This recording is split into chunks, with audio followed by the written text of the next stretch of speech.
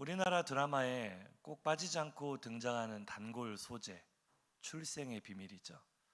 워낙에 이 출생의 비밀이 드라마에 빈번하게 등장을 하다 보니까 아예 드라마 제목을 출생의 비밀로 한 드라마도 봤습니다. 어제 보니까 펜트하우스에서도 나오더라고요. 네가 죽였던 걔가 사실은 네 친딸이야 라고 하는 장면. 펜트하우스는 저만 보나 봅니다. 전혀 금시초문이라는 표정으로 저를 보고 계신데, 이 출생의 비밀이란 건 이런 거죠. 사실은 알고 보니 나의 친부모가 따로 있었다. 가난한 집에서 자라온 줄 알았는데 알고 보니 우리 부모가, 친부모가 재벌이었다. 드라마에서 너무나 이런 소재를 자주 써먹다 보니 우리 같은 보통 사람들도 가끔 이런 상상을 해봅니다. 혹시 나에게도 어떤 출생의 비밀이 있는 것은 아닐까? 옥동자로 유명한 개그맨 정종철 씨가 어느 날 하루는 그 아들이 아빠에게 이런 질문을 했대요. 아빠, 혹시 나에게도 어떤 출생의 비밀이 있는 거 아닐까? 어쩌면 엄마 아빠가 나를 낳은 게 아니라 어디서 데려왔을 수도 있잖아 라고 아들이 질문을 하자 이 정종철 씨가 이렇게 대답을 해줬다 그래요. 아들아, 우리나라에서 이렇게 생긴 사람은 너하고 나 두 사람밖에 없단다. 아들이 그 말을 듣고 바로 납득을 하고 다시는 그런 질문하지 않았다고 합니다. 오늘 본문에 등장하는 다윗도 사실은 우리가 알지 못하는 출생의 비밀을 가진 사람이었어요.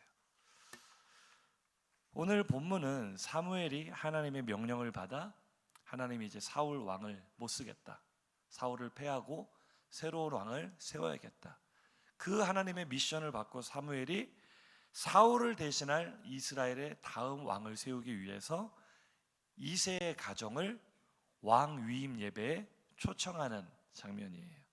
이새의 집에 한바탕 소동이 일어났겠죠.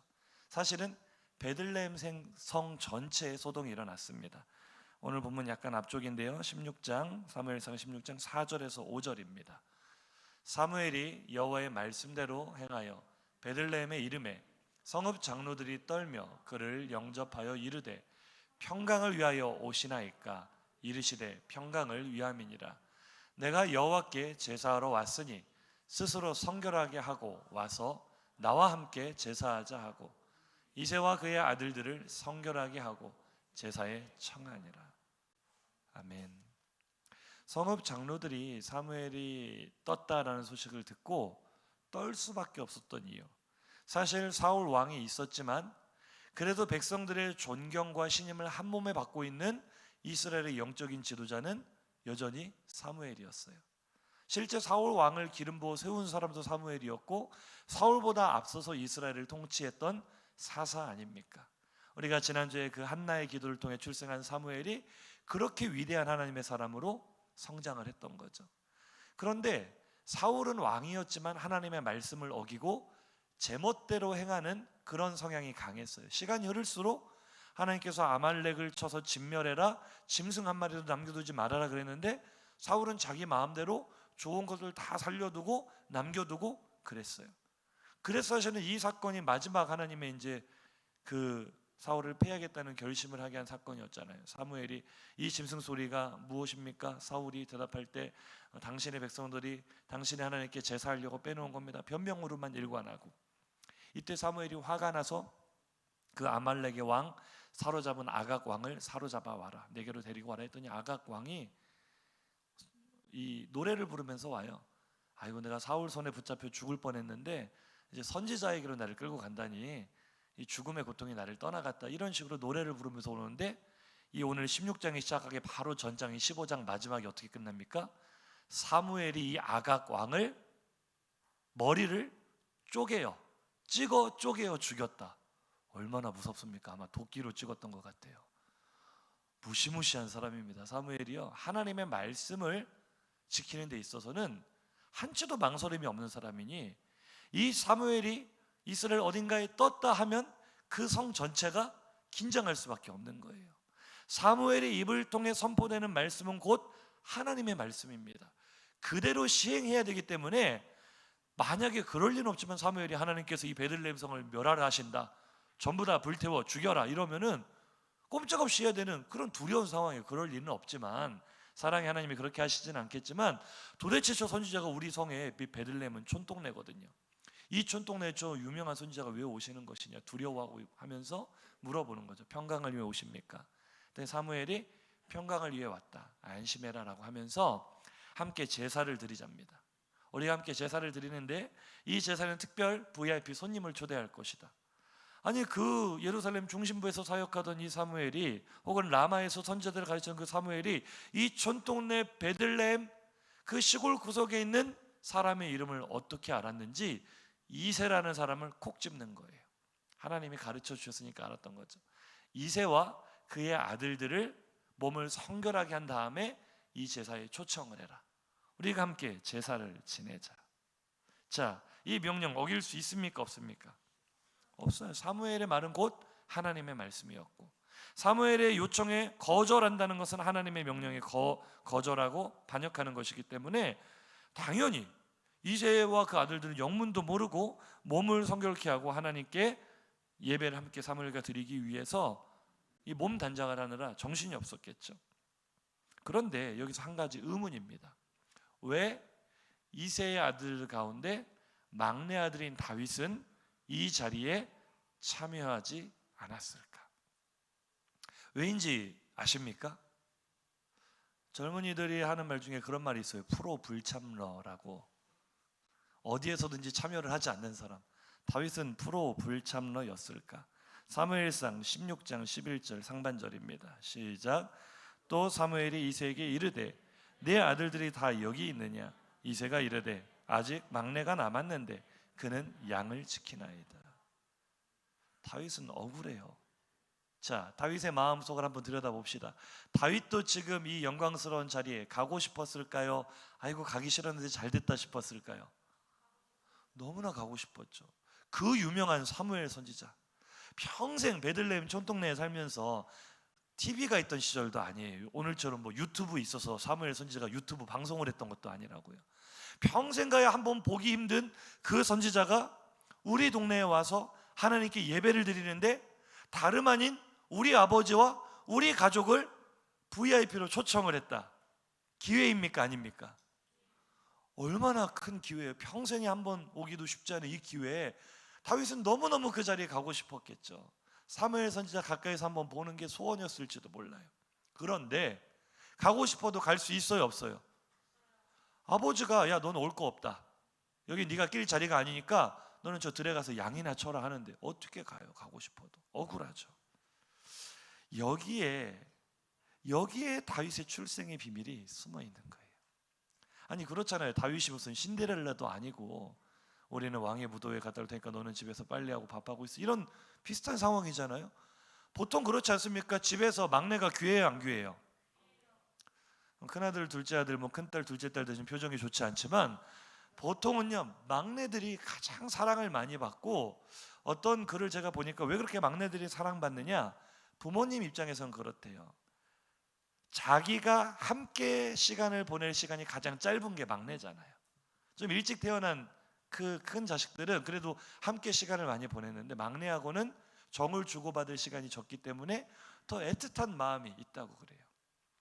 누구에게나 막내는 귀한 것이고 더 소중히 여겨야 될 텐데 이 집에서는 막내가 너무나 천대받는 것 같아요. 여기에 다윗의 출생의 비밀이 숨겨져 있다는 거죠. 다윗에게 도대체 어떠한 출생의 비밀이 있었기에 이런 이해 못할 상황이 발생이 되는 것일까? 우리 성경 속으로 다윗의 출생의 비밀을 찾아 들어가 보겠습니다. 시편 51편 5절입니다. 함께 읽습니다. 시작.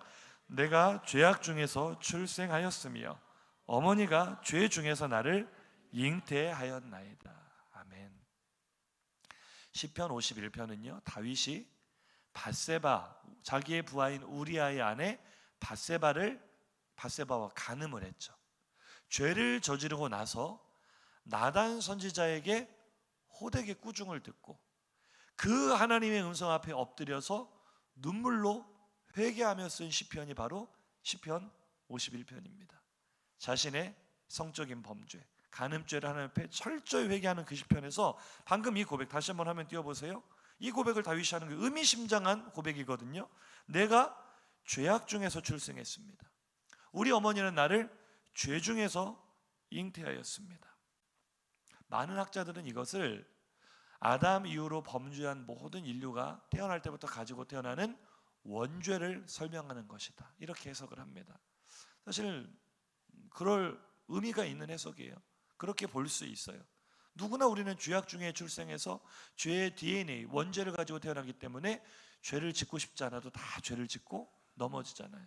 다윗이 오늘 자신의 죄를 회개할 때 원죄까지 거슬러 올라간다 해석을 해도 큰 문제는 될 것 같지 않습니다. 그런데 일부에서는 원죄로 해석하기에는 좀 부자연스럽다. 원죄를 표현하는 데 있어서 다윗이 자신을 1인칭으로 지칭하며 기록한 것은 자연스러운 기록의 형태가 아니다. 그래서 다른 해석이 가능한데요. 저는 오늘 이 시편 51편의 이 본문을 문자 그대로 다윗의 어머니, 누군지는 알 수 없으나 다윗의 어머니와 아버지 이세 사이에 정상적인 부부 관계가 아니라 부적절한 관계 속에서, 껄끄러운 관계 속에서 태어난 혼외자가 바로 다윗이 아닐까, 이런 추측을 가능하게 하는 그런 고백이라는 거죠. 그러니 자신이 밧세바와 간음하였을 때 다윗이 대를 이어 내려오는 불륜의 죄악을 하나님 앞에 고백하며 회개하고 있다, 이렇게 봐도 해석이 가능한 거예요. 어떻게 그렇게 추측할 수가 있는가? 이제 앞으로 이어지는 성경의 말씀들을 하나씩 하나씩 퍼즐을 맞추다 보면 정말 가능성 있는 해석이 되거든요. 이 부분을 잘 눈여겨봐야 된다. 다윗이 지금 자신의 입으로 자기의 출생의 비밀을 말하고 있는 거예요. 그렇잖아요. 알코올 중독자인 아버지, 밑에 자란 자녀들은 이를 악물고 어떤 결심을 합니까? 나는 나중에 우리 아버지를 능가하는 술고래가 될 것이다. 이런 사람이 있을까요? 이를 악물고 우리 아버지를 보니 술은 절대 내 입에도 대지 않아야겠다. 나는 우리 아버지 같이 살지 말아야 되겠다. 저 그런 간증 많이 들어봤거든요. 그런데 정말 신기하게도 그런 사람들이 나중에 어떻게 될 가능성이 높아요? 똑같이 알코올 중독자가 되는 경우가 굉장히 많아요.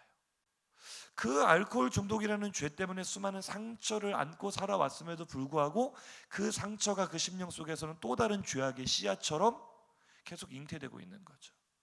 다윗은 지금 나도 이런 불륜 관계 속에서 태어난 그 엮이는 가정의 아픔을 가지고 살아왔던 사람인데, 그런 나를 통해 또다시, 사실 왕이었잖아요 그때 당시 다윗이, 얼마든지 자신의 본처와 후궁들이 많이 있었음에도 불구하고 이런 불륜의 죄를 저지르는 자신을 볼 때 다윗이 너무나 기가 막힌 거예요.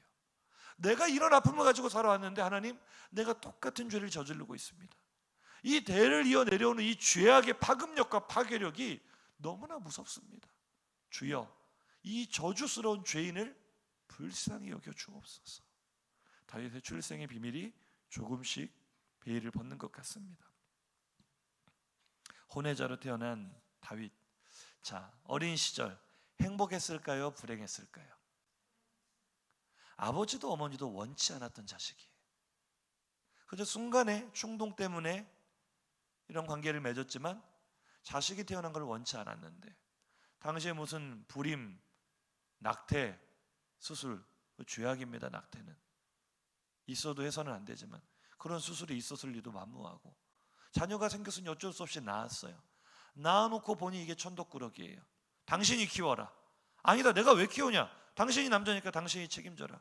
아마 부모는 서로 옥신각신하며, 이 다윗은 그야말로 태어날 때부터 축복을 받으며 태어난 게 아니라 저주스러운 인생으로 태어난 거예요.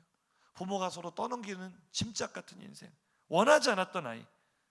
그 아픔이 다윗의 또 다른 시편 속에 고스란히 드러나 있습니다.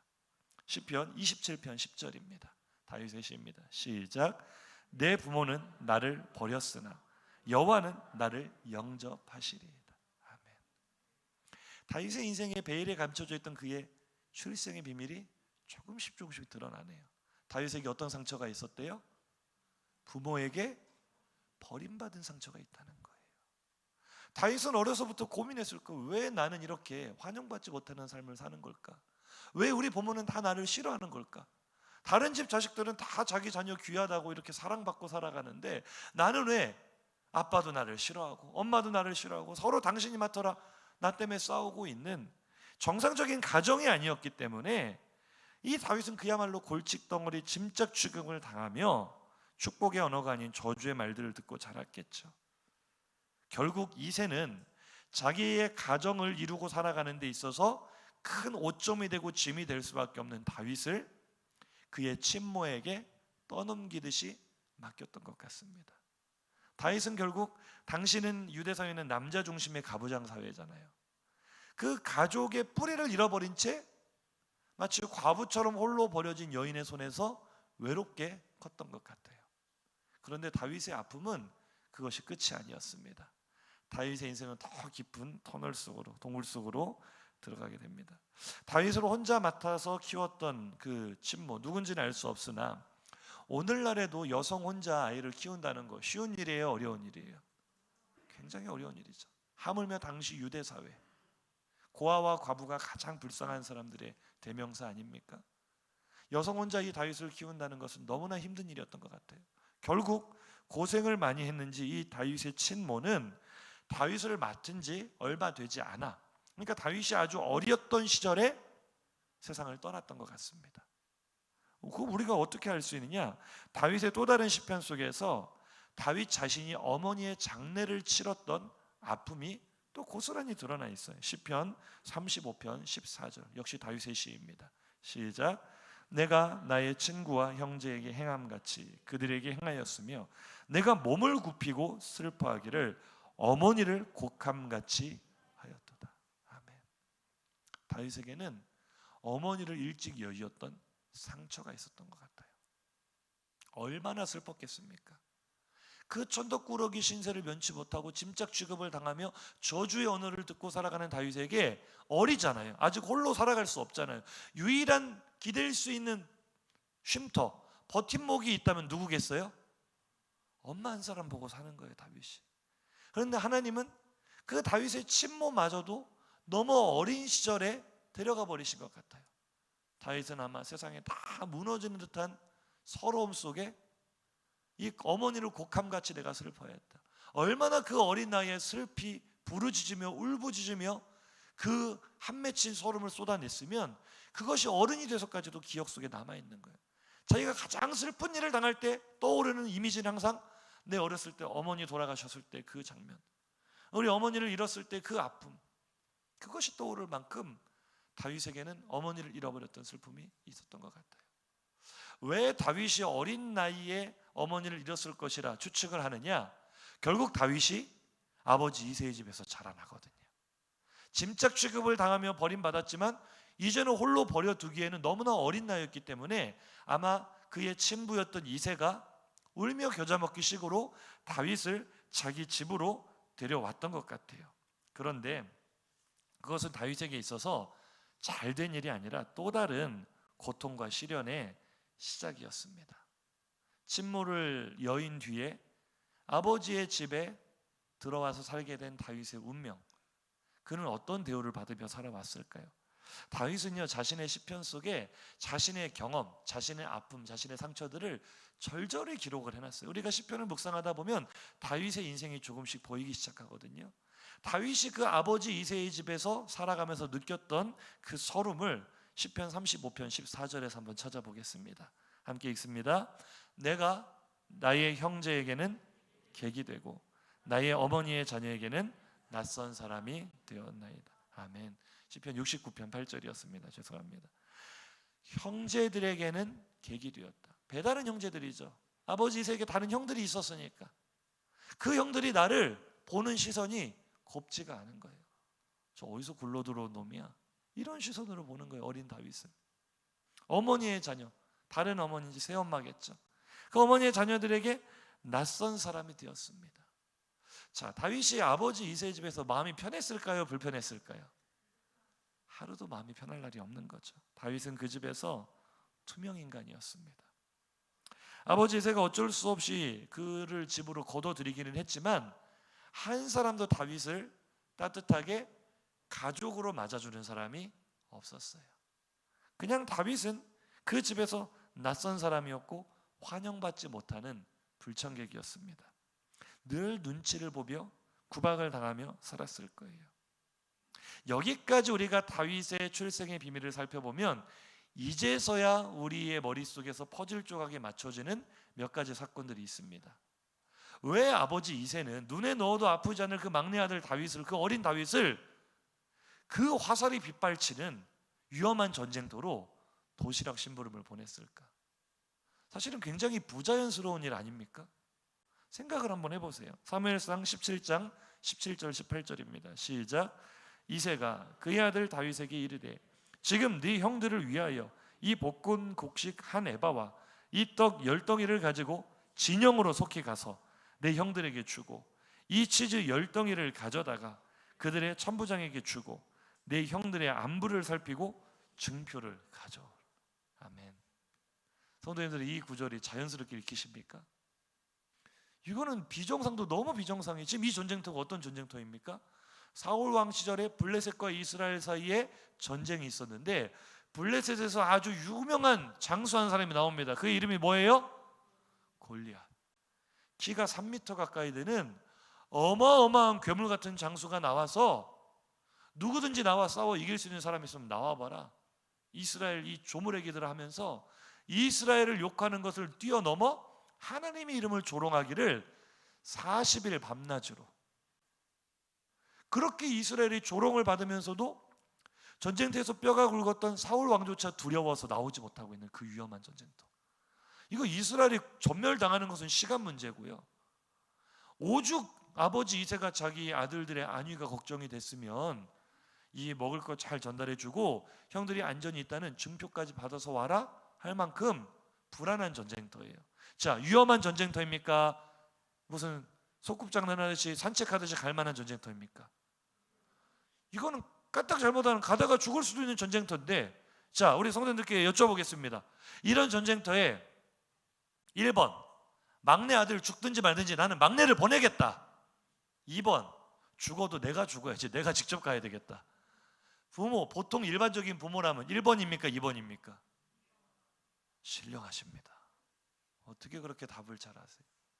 어떤 부모가 그 위험한 사지로 자기 눈에 넣어도 아프지 않을 막내 아들을 사지로 내몰 사람이 누가 있겠어요? 그런데 오늘 이새의 말을 보세요. 내 형들의 말씀 다시 한번 띄워보세요. 내 형들을 위하여 진영으로 속히 가라. 네 형들의 안부를 살펴라. 지금 이새의 머릿속에는 아들은 누구밖에 없어요? 다윗은요, 안중에도 없어요.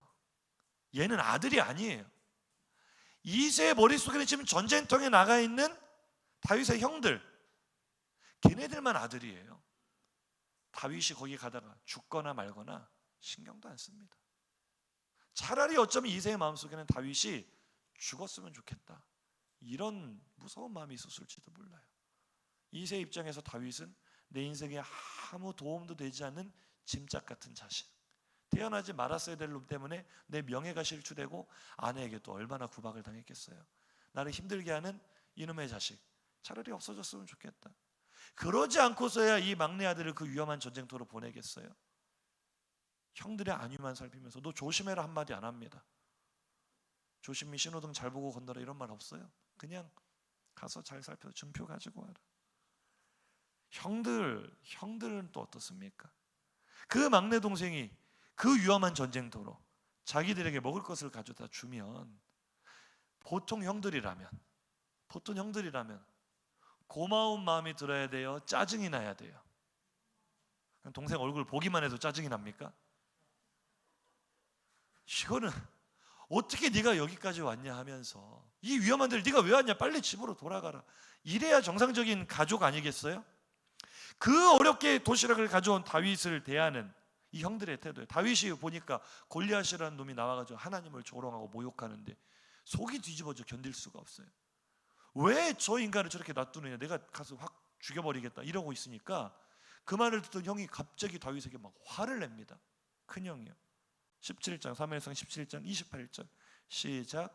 큰형 엘리압이 다윗이 사람들에게 하는 말을 들은지라 그가 다윗에게 노를 바라여 이르되 네가 어찌하여 이리로 내려왔느냐, 들에 있는 양들을 누구에게 맡겼느냐, 나는 네 교만과 내 마음의 완악함을 아노니 네가 전쟁을 구경하러 왔도다.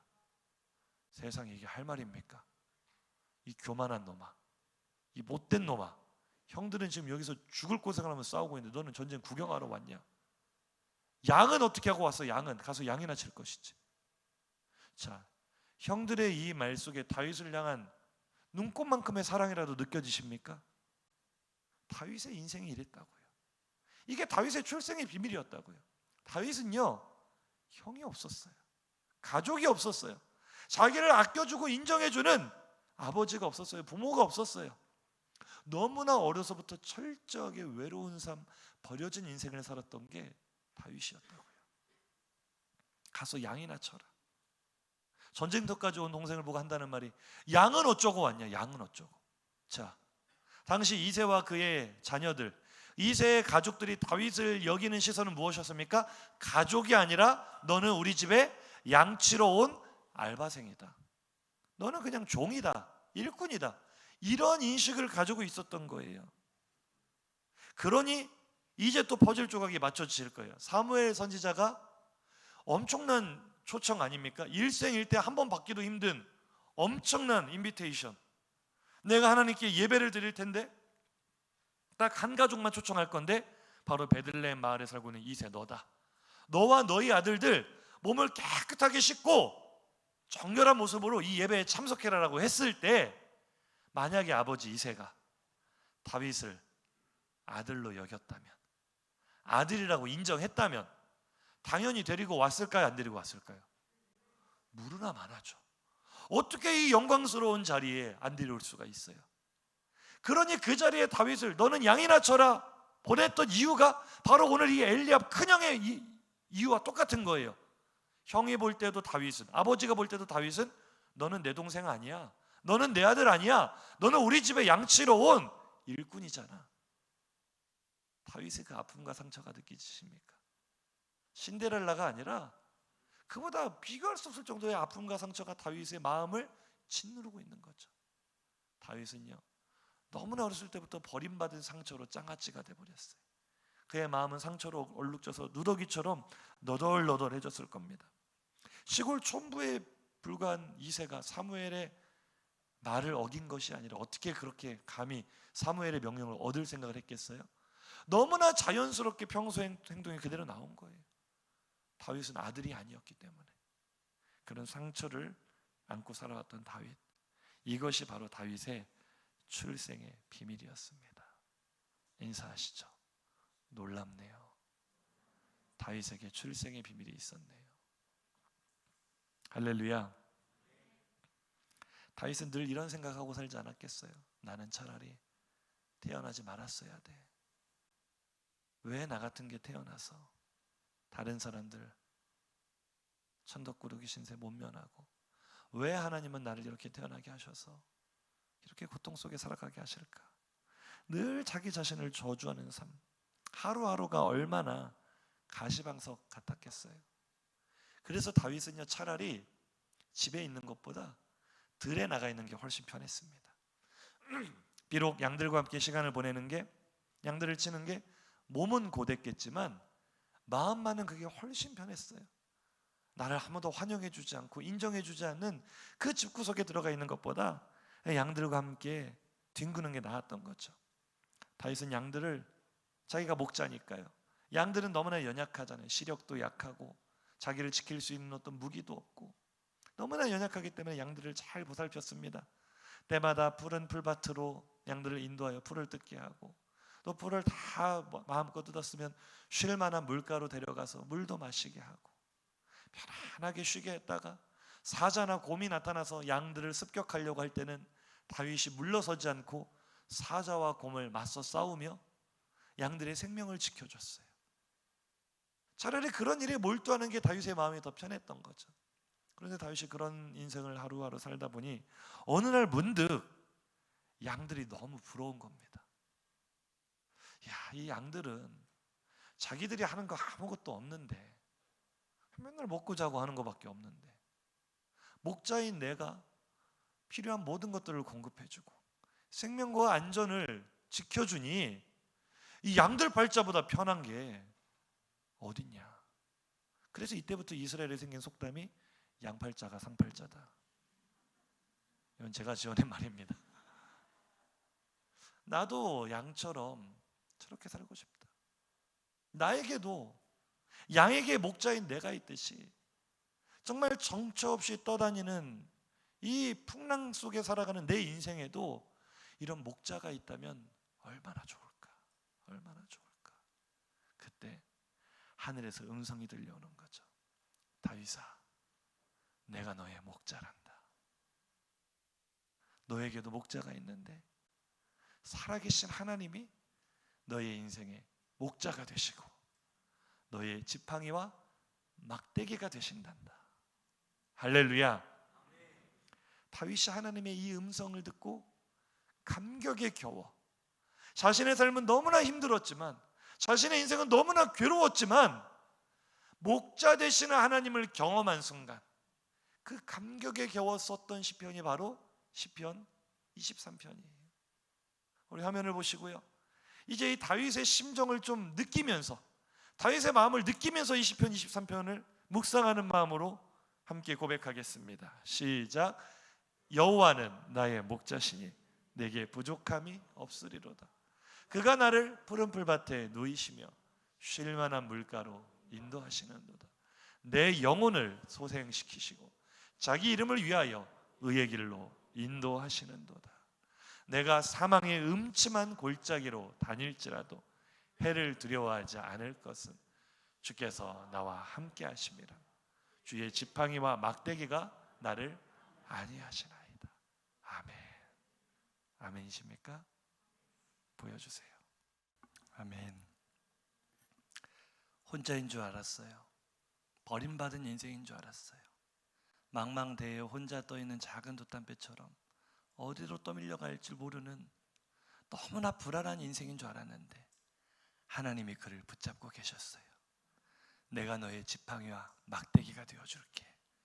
내가 너의 목자가 되어줄게. 누구나 인생의 풍파 속을 걸어가지만 너는 나를 바라봐라.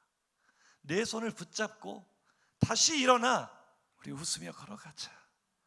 다윗이 경험한 목자 되신 하나님, 오늘 우리도 경험할 수 있기를 주님의 이름으로 축복합니다. 아무도 나를 환영해 주지 않았어요. 아무도 나를 사랑해 주지 않았어요. 아무도 나를 인정해 주지 않았어요. 철저하게 버림받고 저주받은 인생인 것 같았는데 아니었어요. 하나님은 언제나 다윗을 바라보고 계셨고 언제나 그를 사랑하셨고 그를 위대한 인물로 인정하고 계신 줄로 믿습니다. 사람들의 눈에는 다윗의 인생이 천덕꾸러기요 짐짝이요 저주덩어리처럼 보였겠지만 하나님의 눈에는 상처로 얼룩진 다윗의 인생 속에서 이스라엘 역사상 가장 위대한 왕을 바라보고 계셨습니다. 아멘이십니까? 그게 사무엘상 16장 1절 하반절 말씀이잖아요. 사무엘에게 주신 말씀. 시작. 너는 뿔에 기름을 채워가지고 가라. 내가 너를 베들레헴 사람 이새에게로 보내리니 이는 내가 그의 아들 중에서 한 왕을 보았느니라 하시니라. 아멘. 할렐루야. 다윗은 늘 눈칫밥 먹고 살았지만, 늘 구박당하며 살았지만, 늘 인정해주는 사람 하나 없었지만 그 다윗이 어떻게 그 출생의 비밀과 상처를 딛고 위대한 하나님의 사람이 될 수 있었는가? 하나님의 음성을 들었기 때문에, 목자 되시는 하나님을 경험했기 때문에, 주님이 계시기 때문에 버림받았어도 행복할 수 있었던 거죠. 우리도 그렇게 되기를 축복합니다. 이 목자 되신 하나님을 경험한 순간 다윗의 고백이 바로 이 고백인 거예요. 아까도 읽었지만 시편 27편 10절 시작. 내 부모는 나를 버렸으나 여호와는 나를 영접하시리로다. 아멘. 사랑하는 성도님들, 우리에게도 출생의 비밀이 있습니까? 남모를 아픔과 성장 배경에 말할 수 없는 고통이 있으십니까? 상처로 얼룩져서 그 깊은 상처 속을 아직도 헤매고 계시진 않습니까? 다윗도 그랬습니다. 그러나 하나님은 그렇게 거절당하고 버림받았던 다윗을 가장 존귀한 왕으로 세우셨다는 사실을 기억하시기 바랍니다. 사무엘상 16장 12절입니다. 오늘 본문 12절 시작. 이에 사람을 보내어 그를 데려오매 그의 빛이 붉고 눈이 빼어나고 얼굴이 아름답더라. 여호와께서 이르시되 이가 그니 일어나 기름을 부으라 하시는지라. 아멘. 할렐루야. 우리가 이 구절을 통해 무엇을 알 수 있습니까? 하나님은 일단 잘생긴 사람을 좋아하시는구나. 외모지상주의시구나. 아니 모세도 얼굴이 잘생긴 것을 보고 살려주셨다더니 다윗도 왕된 이유가 사실은 잘생겨서네 라고 생각하십니까? 말씀 한번 띄워보세요. 얼굴이 아름답더라. 빛이 붉고 눈이 빼어나고 얼굴이 아름답더라. 아니 좀 전에는 나 여호와는 사람을 외모로 취하지 않고 중심을 보는 일 하시더니 바로 말을 바꿔서 얼굴이 빼어나고 아름다웠다. 그 말이 아니고요. 다윗은 그 출생의 비밀 속에, 성장의 아픔 속에 얼굴이 일그러져야 자연스러울 것 같은데 그 고통을 딛고 목자 되신 하나님을 만나자 다윗의 얼굴이 어떻게 됐다는 거예요? 얼굴이 아름답더라. 이 구절을 히브리어 원어로 보니 바로 토부입니다. 하나님의 나라. 우리 교회에 평생 비어인 행복을 누리고 행복을 나누는 기쁨이 다윗의 얼굴에 충만하였다. 이 표현을 성경은 다윗의 얼굴에 토부가 가득하였다. 그것을 우리 성경으로 번역할 때 다윗의 얼굴이 아름답더라. 모세의 얼굴이 잘생겼다. 그것도 토부라 그랬어요. 하나님의 나라가 그 얼굴에 드러나는 사람. 아픔이 없어서가 아니라, 상처가 없어서가 아니라, 유복한 가정에서 태어나서 편안하게 살아서가 아니라 누구보다도 눈물 골짜기를 지나온 다윗이었지만 하나님을 경험한 다윗, 하나님의 은혜를 깨달은 다윗, 그의 얼굴에 하나님의 나라가 가득했던 것처럼 우리의 얼굴도 그렇게 되기를 주님의 이름으로 축복합니다. 하나님은 그 사람을 정확히 찝으셔서 이가 그니 기름을 부어라. 내가 그를 통하여 일하리라. 누가 하나님의 마음에 합한 사람입니까? 사도행전 13장 22절 하반절 시작. 내가 이새의 아들 다윗을 만나니 내 마음에 맞는 사람이라. 내 뜻을 다 이루리라 하시더니. 아멘. 예전 성경의 표현이 더 와닿죠? 내 마음에 합한 사람이라. 그를 통하여 내 뜻을 다 이루리라. 누가요? 누가? 유복하게 온실 속의 화초처럼 평안하게 고생하지 않고 자라온 사람이 아니라 그런 사람들은 어떻게 됐어요? 솔로몬이 대표적인 인물이잖아요. 솔로몬이 무슨 고생을 해봤어요? 아버지 다윗이 다 만들어 놓은 기틀 위에서 다이아몬드로 시작했다가 숫덩이로 끝난 게 솔로몬의 인생 아닙니까? 우리는 그런 사람들 부러워하잖아요. 금수저들 부러워하잖아요. 잘난 사람들, 모든 조건을 다 갖춘 사람들. 근데 하나님은요, 그런 엘리압, 그런 다윗의 형들 눈에 들어오지 않아요. 내가 이미 그를 버렸다. 그의 용모를 보지 마라. 여호와는 중심을 본다. 하나님의 마음에 합한 사람이 누구예요? 말 못할 상처를 끌어안고 살아가는데, 말 못할 출생의 비밀 속에 몸부림치며 살아왔는데 여전히 그의 얼굴에 하나님의 나라가 있는 사람, 하나님의 은혜로 사는 사람. 내가 그를 통하여 내 뜻을 다 이루리라. 하나님은 오늘도 그 한 사람을 찾고 계신 줄로 믿으시기 바랍니다. 하나님이요, 내 손을 잡아주시잖아요. 나를 은혜로 이끌어 주시잖아요. 나의 상처를 만져주시잖아요. 오늘 그 은혜 경험하시기 바랍니다.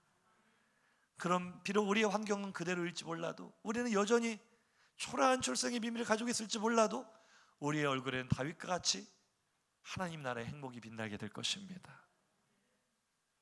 여전히 내 삶은 왜 이렇게 힘들고 어려울까? 왜 나에게는 남다른 고통과 아픔이 많을까? 내 인생은 왜 이렇게 상처투성이일까? 마음이 힘들고 괴로운 순간이 있으십니까?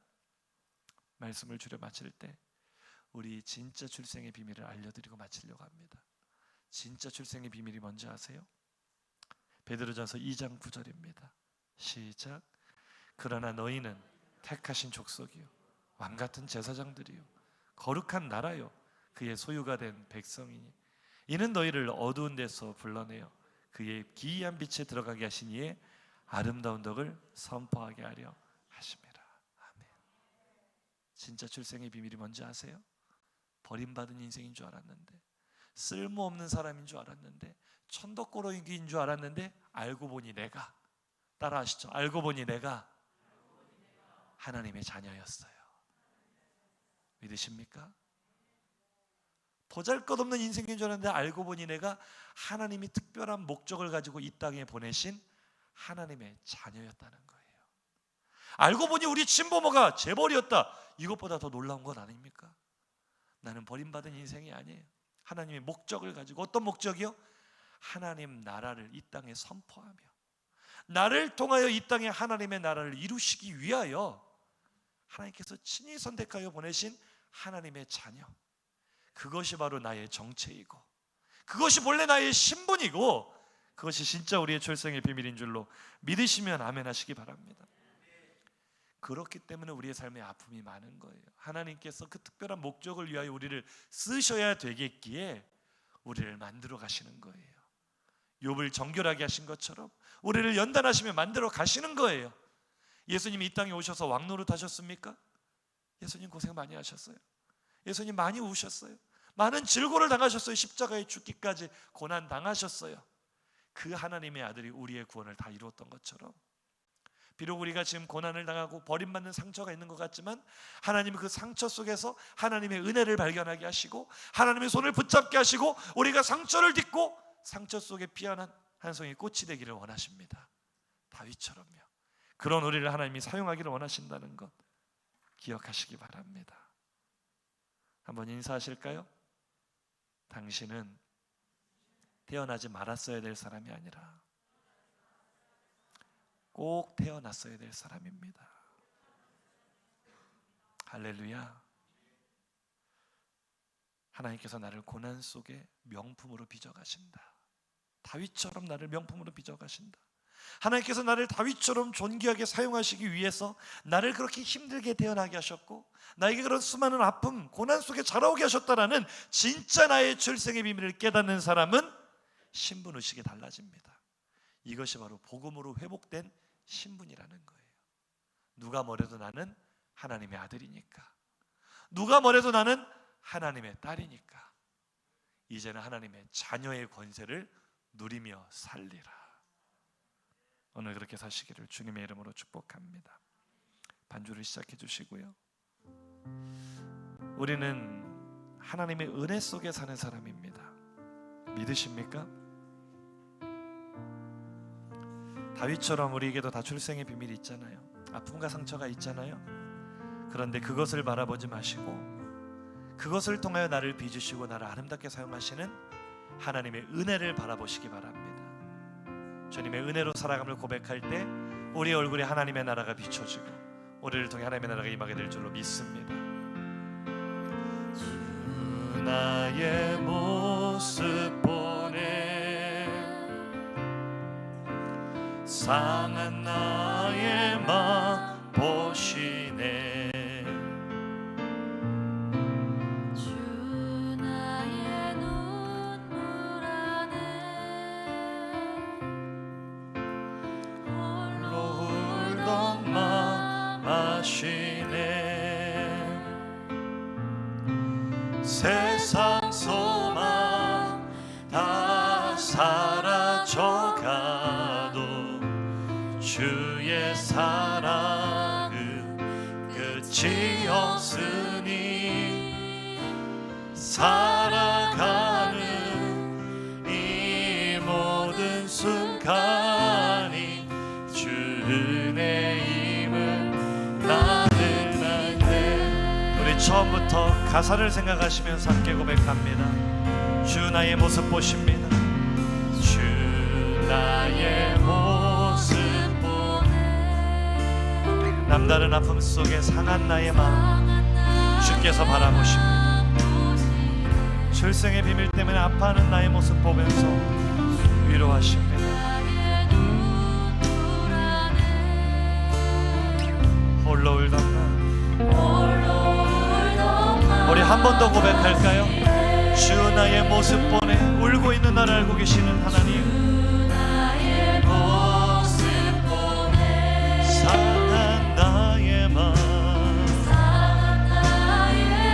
다윗처럼 우리의 상한 심령을 하나님께로 가지고 나와 고백합시다. 주 나의 눈물 안에 홀로 울던 맘 세상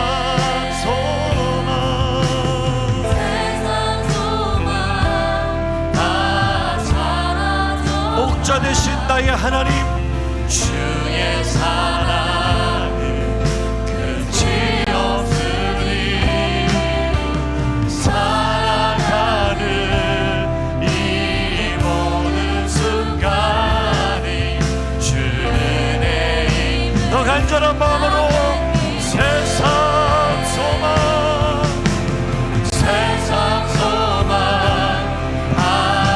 하나님은 나를 버리지 않습니다. 내 부모는 나를 버릴지라도, 사람들은 나를 외면할지라도 하나님은 나를 절대로 버리지 않으십니다.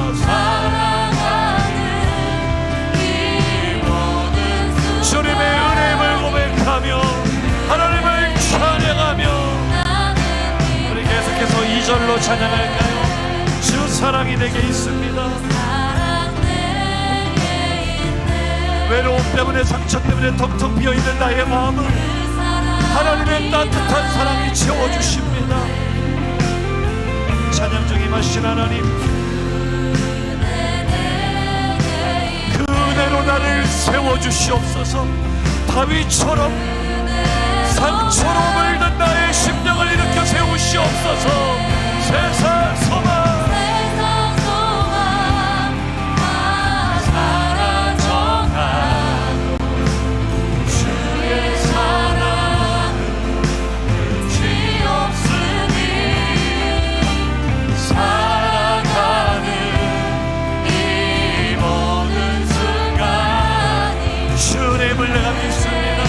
우리 온 마음을 다해 한 번만 더 주님의 사랑이 내게 있습니다 고백합니다.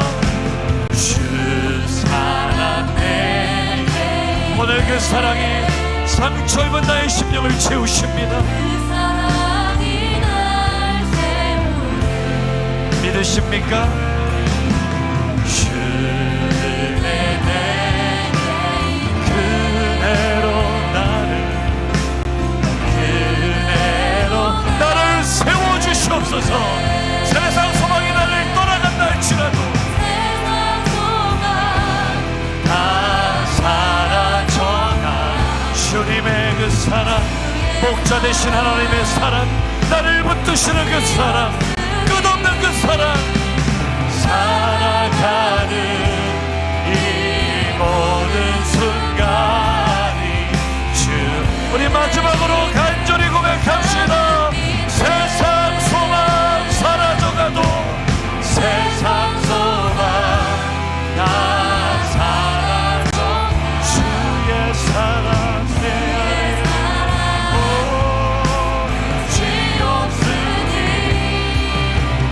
살아가는 이 모든 순간이 주의 힘을 나는 믿네. 할렐루야.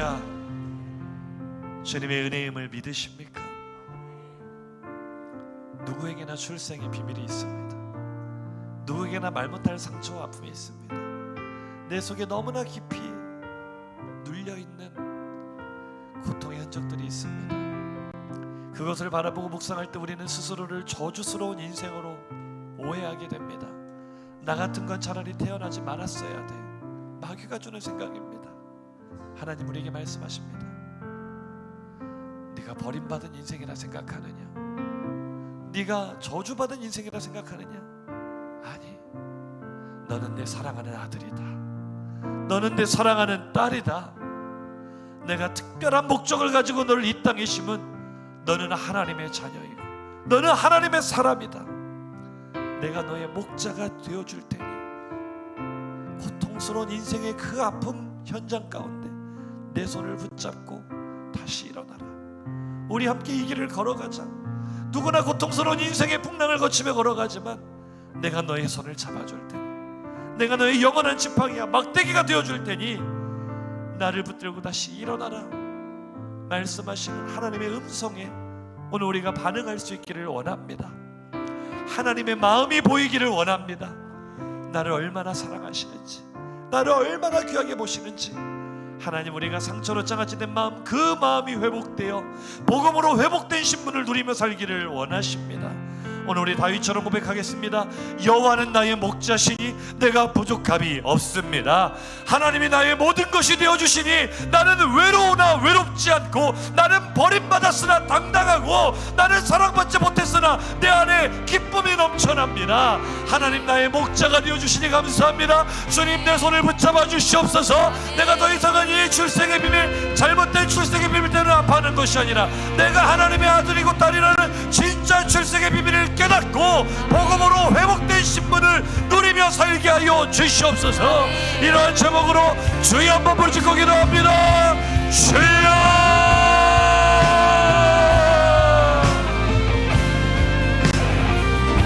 하나님 아버지, 나는 버림받은 인생이 아니었습니다.